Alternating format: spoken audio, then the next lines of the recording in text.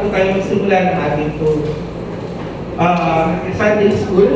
Sige po, yes Lord, patuloy po rin kami na malapit sa inyo sa aming tuloy pag-aaral na kayo po rin Sunday School ngayong araw dito. Kayo po rin patuloy po rin na magbigay po rin sa amin ng talino, Lord God, sa aming tuloy pag-aaral. Same prayer din. So, yung ating pong pag-aaralan is, yung title ng ating pag-aaralan is The Pursuit of Excellence. Ayun yung title po niya. Pero gusto ko siyang baguhin. Gusto ko lang dagdagan na imbis na Pursuit of Excellence lang, lagyan natin ng The Pursuit of Biblical Excellence.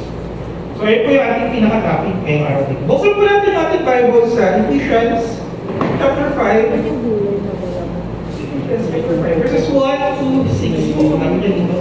Therefore, be imitators of God as beloved children and walk in love as Jesus Christ loved us and gave Himself up a fragrant offering and sacrifice to God. But sexual immorality and purity or covetousness must not even be named among you as improper among saints. That there be no filthiness, nor foolish talks, nor crude joking, where are out of place, but instead that there be thanksgiving. For you may be sure of this, that everyone who is sexually immoral or impure or who is covetous, that is an idolater, has no inheritance in the kingdom of God. In the kingdom of Christ and God. Verse 6, let no one deceive you with empty words, for because of these things, the wrath of God comes upon the Son of Disobedience. Pray po kayo sa pagkabasa ng kanyang salita. So, yung ating topic for today is, yung pursuit of excellence. So, ako yung magsisimula, si Kuya Ernest yung tatapos next Saturday. So, ayun po yung ating So, dahil ayaw naman po ng activity, ako na lang po yung magtatanong. For us, what does excellence mean? Ano yung sabihin ng excellence para sa atin? Hindi na po ito doon siya. Ano na tayo ngayon? Diktatorya na. Ako na po yung magtatanong. At iya, ano yung sabihin ng excellence para sa iyo?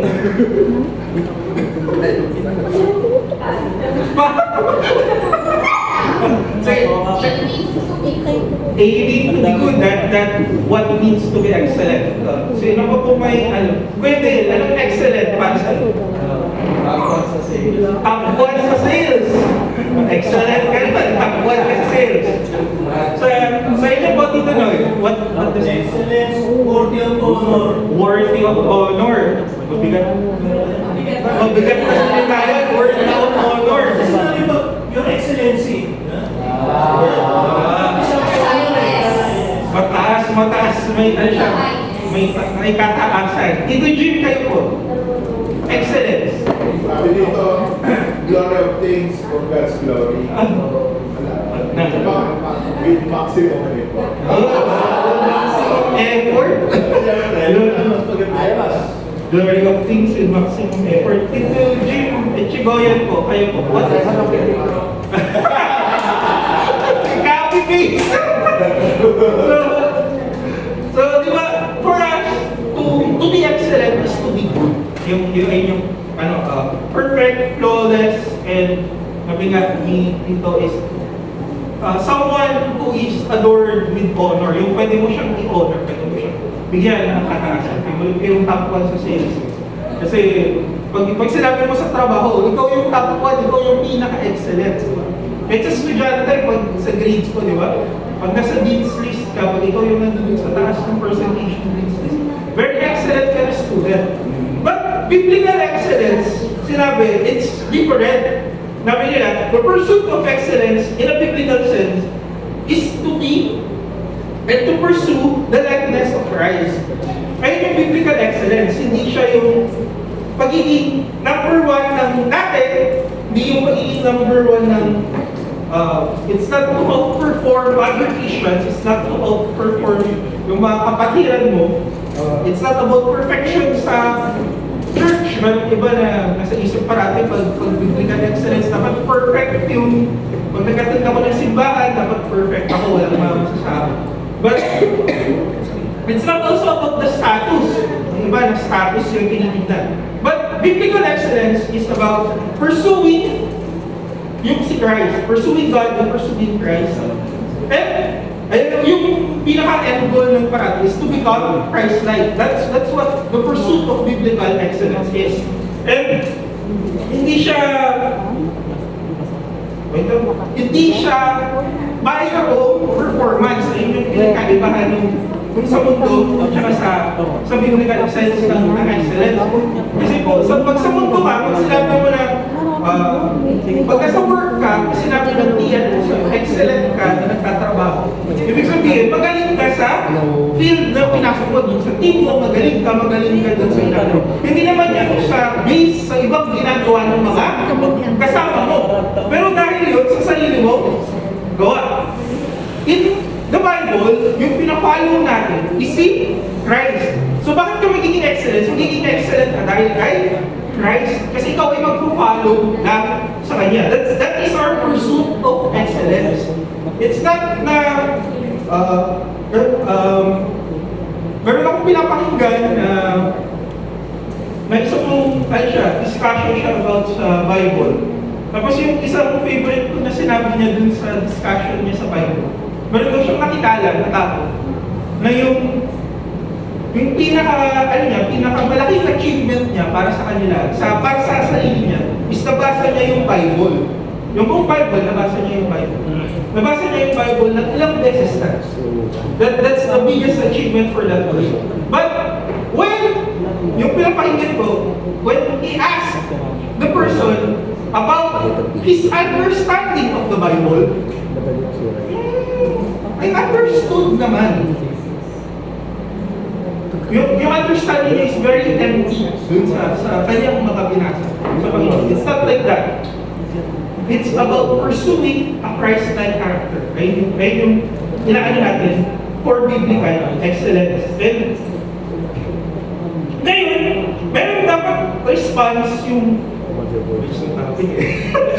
response dapat kaagad. So practically po, nasa gitna na tayo, tapos patapos na po tayo. Kasi eto pong topic na ito, hindi ito about sa discussion. Kaya kung nga po tinanong, ano ba mas gusto natin? Activity or discussion?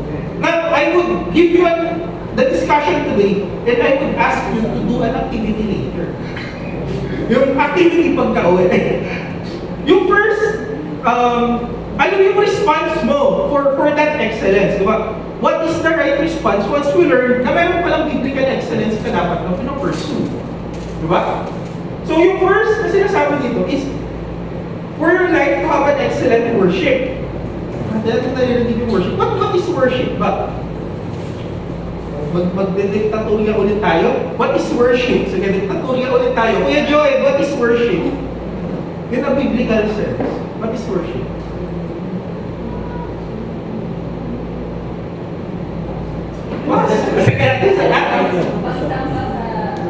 Pagbigay ng praise, pagsamba sa Panginoon. Giving, yun yung sinabi ni Tito Noy. Si God yung kailangan mong i-honor. That's how you worship. Naku po sa Colossians 2:23 naman yan. Whatever you do it heartily as for the Lord and not for man. That's an example of worship. Lahat ng ginagawa mo dapat is para sa Panginoon. That's it. That's how you would pursue yung excellence sa buhay mo, sa pamagitan ng is to have worship to God. Na siya yung binibigyan mo ng honor, siya yung binibigyan mo ng reverence, yung lahat ng ginagawa mo para sa Kanya, hindi para sa sarili mo. The next na sinabi po na response is to have an excellence in diligence and growth. Sabi dito, the scripture consistently links excellence with discipline and growth. Sabi niya dito. Sabi sa Proverbs 22:29, sabi niya, do you see someone skilled in their work, they will serve before kings. But yung excellence po, yung pursuit natin, dapat nag-grow ka rin sa salita ng Panginoon. Talaga po nung binigay ko kanina example, baka mamaya nabasa mo lang yung Bible and hindi mo siya in-understand. And what's important, meron Favorite ko yun ang term eh. Sa Kristiyano, anong tinatawag natin sa Word of God? It is the pagkain ng ating spirito. So, anong nangyayari pag ikaw ay kain lang ng kain? Ikaw ay? Tumataba. So, sa Kristiyano, meron rin obese na Kristiyano. Bakit siya nagiging obese? Kasi he just grows dun sa knowledge, but hindi niya ina-excel, hindi niya ina-exert yung pinag-aralan na hindi niya ina-apply sa kanyang buhay. And that's not excellence pag hindi mo ina-apply yung buhay mo. Noon, nabigyan natin Christ-like character. Si Christ, lahat nung nalalaman niya, lahat ng sinasabi niya, he does what he knows. Diba? Sa kanyang buhay, ay niya kanyang ginagawa. And as for us, as a Christian, pag tayo ay nag-grow sa understanding sa Panginoon, dapat na-apply rin natin sa ating buhay. Dapat ginagawa kayo po natin. So, yung third point, yung final po ng, meron kasi dapat 5 po yung binigay sa akin. Pero, sabi ko nga, may activity tayo later. So, may papabayag ako, may assignment na 2. So, yung last point ko po is, to have excellence rooted in love. Ano ibig sabihin ng rooted in love? Ano yan dito? Oh, yung binigay ko kasi example ko kanina. If I gave all of my possessions to the poor, but do not have love, I gave nothing. Yun yung binigay niya eh. 1 Corinthians 13:3. But I would like to give an example na mas fitting. An excellence rooted in love. Sabi ko kung ano, excellence na yun, na Christ-like na rooted in love. Napaka ganda na story. Is the story of the good Samaritan. The Samaritan, hindi niya alam kung sino yung kanyang tao tinulungan. Yung tao to ay stranger. Pure stranger yung tao to. If you read the story, a man walked.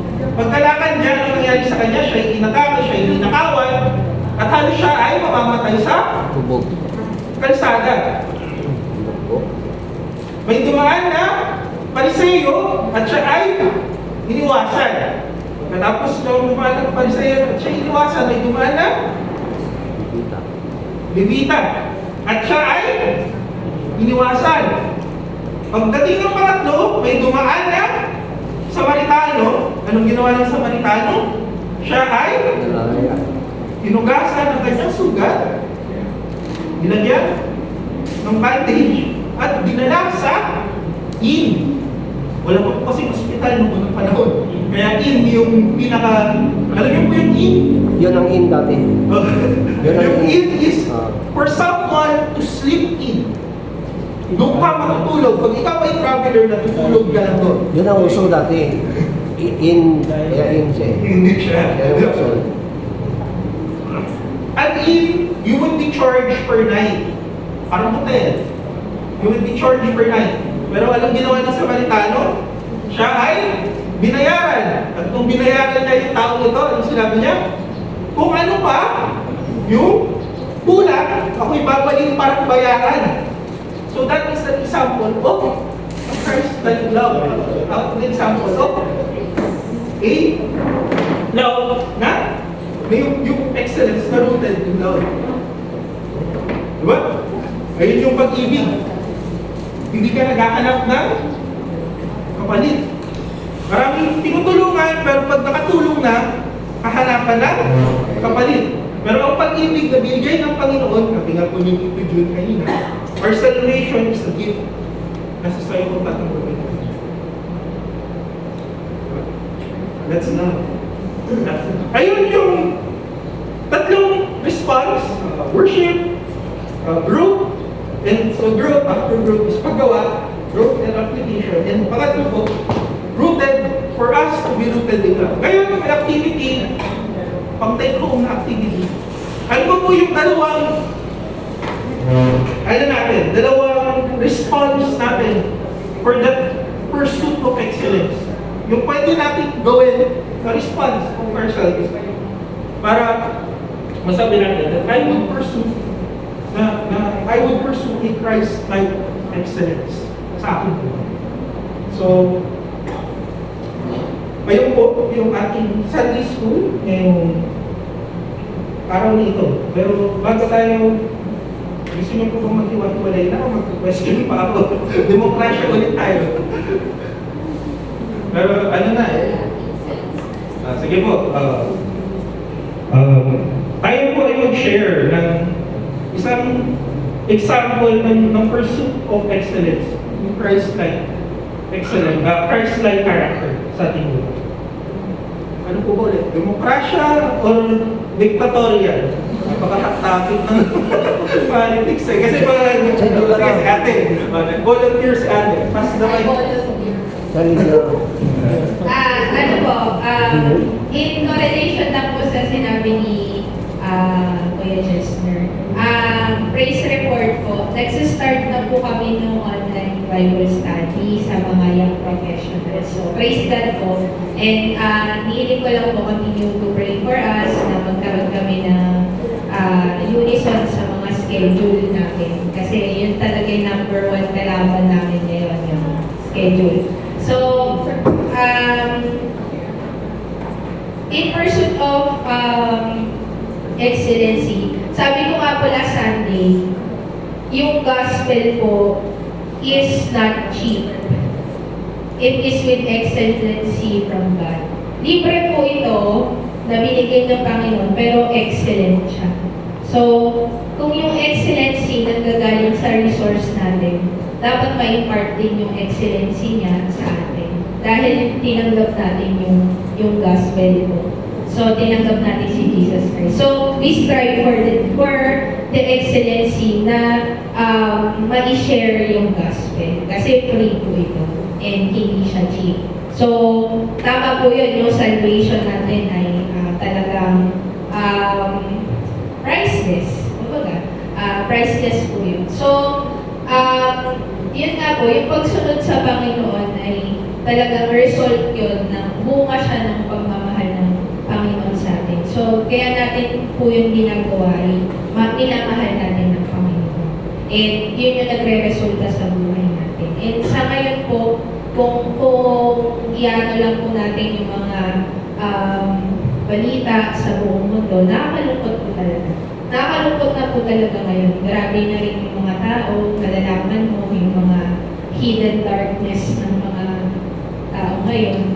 Talagang nagsistrive ang kaaway. Kasi ano niya ito, balwarte niya ito. So, every day is a spiritual battle para sa atin. Kaya para tayong laging pagod. Pero, isang meaning po nun is nakikipaglaban talaga tayo sa mga principalities po talaga. Yun po talaga yung ano natin. So, talaga ako, Lord, ano pa ba yung will nyo sa time ko na to, ganyan. So, ang laging ini-impart ni Lord ay i-share mo yung gospel. So, i-share mo kasi walang kwenta kapag namatay na sila forever nasa hell. Wala. Diba po? Sana ma-open yung eyes ng lahat. Kasi pag na-open yung eyes natin sa ganon, sa eternity, you will never go back. Ang maisip ko na lang, ayoko siya mapunta sa hell. Parang gano'n. So, yun po. Kasi ito, all is temporary. So, nag-live by po tayo in excellency to spread the gospel kasi yun po yung Great Commission sa akin. So, yun lang po. Thank you. Thank you po. Meron pa po susunod. Ika, tayo nila. Ika, tayo nila. Ano po, Pastor, nanalo ang demokrasya. Sino ba po susunod? Hindi na nga. Ay, walang call daw, ang ilaw. Isip na yung palo.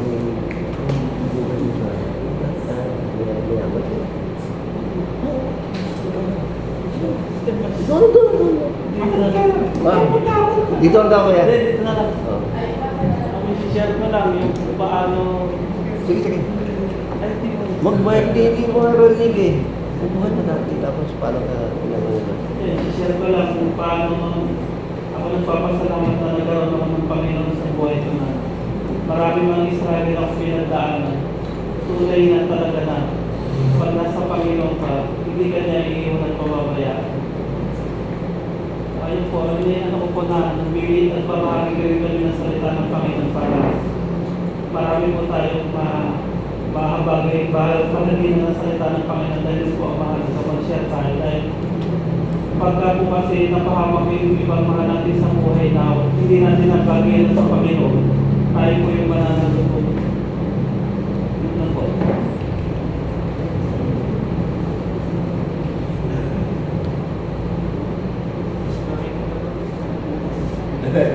Tumatagod ng mic eh.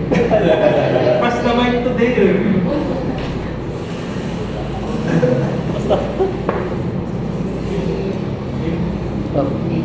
Ito lang siya, no?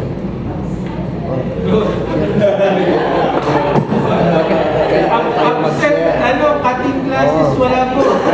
Bakit kailangan kayo mag-share? Wala parang anong tawag dito, parang ako siguro, sabi nga po sa salita ng Panginoon, dumating ng Panginoon in a time na we are not aware. Like now, I'm not aware, pero hindi ko alam kung ano po tinatanong sa akin. Ano po ba ang tanong? Ano po, sharing lang po dun sa insight po dun sa Pursuit of Excellence na naging topic po natin. So kung ano po, kung cutting classes po, okay lang po kung ano po yung pakinggan bago po mag-cut ng klase, okay lang. Ayun nga po, yung parang bilang mga mananampalataya, because ano nga po lagi natin, wherever we are, it is not us, it is not Nelia, but it is always the name of the Lord. Considering that I am a Christian, wherever I am and wherever I go, it is always the name of the Lord that be glorified in my life. Ayun lang po, it's not easy na pakahirap po, but if we're going to anchor all these that we are always looking on to the righteousness and holiness of the Lord, wala po yung imposible. Kasi wala po kayong kaya. Ngunit ang Banal na Espiritu nandiyan po para makayanan natin ang lahat towards the excellency of Jesus Christ. Amen.